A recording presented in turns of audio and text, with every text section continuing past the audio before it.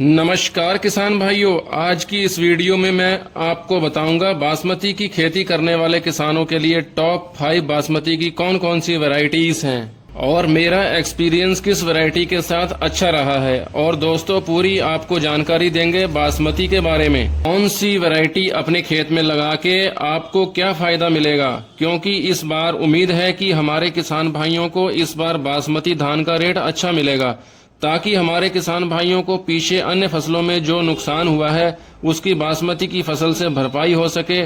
तो आज की इस वीडियो को आप अंत तक जरूर देखें। मैं इस वीडियो में आपको पूरी जानकारी दूंगा। जो दोस्त हमारे चैनल पर पहली बार आए हैं वह चैनल को सब्सक्राइब अवश्य कर लें, पास वाली घंटी को भी अवश्य दबाएं। में हमने नंबर 5 पर रखा है, जो कि एक नई वैरायटी है, पिछले लगभग 2 वर्ष से ही प्रचलन में आई है। इस वैरायटी का नाम है 1728। अगर हम इसके उत्पादन की बात करें तो यह 20 से 22 कुंटल के आसपास इसका उत्पादन प्राप्त हो जाता है और 140 से 145 दिनों में यह पककर पूर्ण रूप से तैयार हो जाती है। और अब हम बात करते हैं नंबर 4 पर आने वाली वैरायटी के बारे में। यह वैरायटी है पूसा 1718। यह वैरायटी 135 से 140 दिनों में पकने वाली किस्म है, परंतु इसका उत्पादन कुछ कम रहता है। यह वैरायटी 18 से 20 कुंटल तक उत्पादन देने में सक्षम है।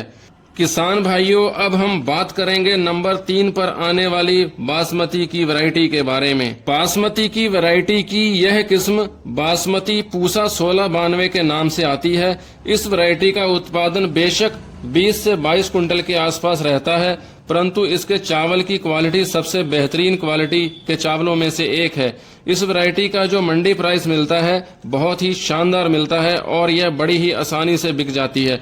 बहुत सारे किसान गेहूं की फसल के बाद मक्का की खेती करते हैं और मक्का की खेती के बाद इस वैरायटी का उपयोग करते हैं, क्योंकि यह वैरायटी जुलाई के एंड तक लगाई जाती है।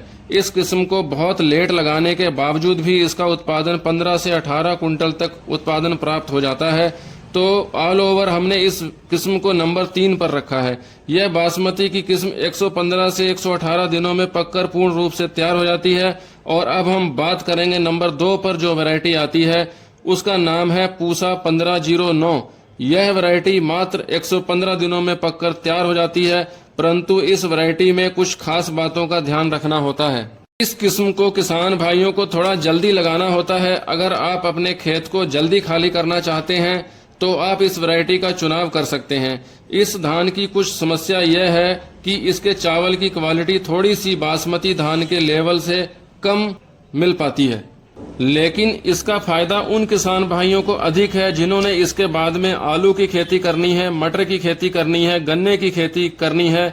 इस वैरायटी का अधिकतम उत्पादन 20 से 25 कुंटल तक किसानों को प्राप्त हो जाता है।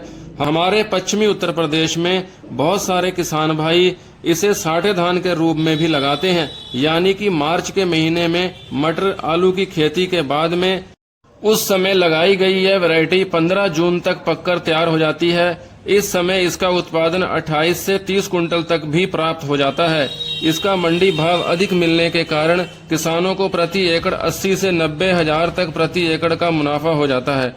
किसान भाइयों, अब हम बात करते हैं नंबर 1 पर रहने वाली वैरायटी की, जिसे बासमती का राजा भी कहा जाता है। इस वैरायटी का नाम है पूसा 1121। नॉर्थ इंडिया में 1121 सबसे फेमस वैरायटी है। पंजाब, हरियाणा, उत्तराखंड के बाद पश्चिमी उत्तर प्रदेश में भी इस वैरायटी को काफी तवज्जो दी जाती है।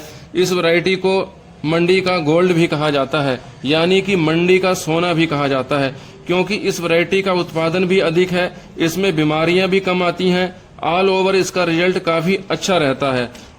अब अगर हम इसके पकने के दिनों की बात करें तो यह वैरायटी 140 से 145 दिनों में पककर तैयार हो जाती है।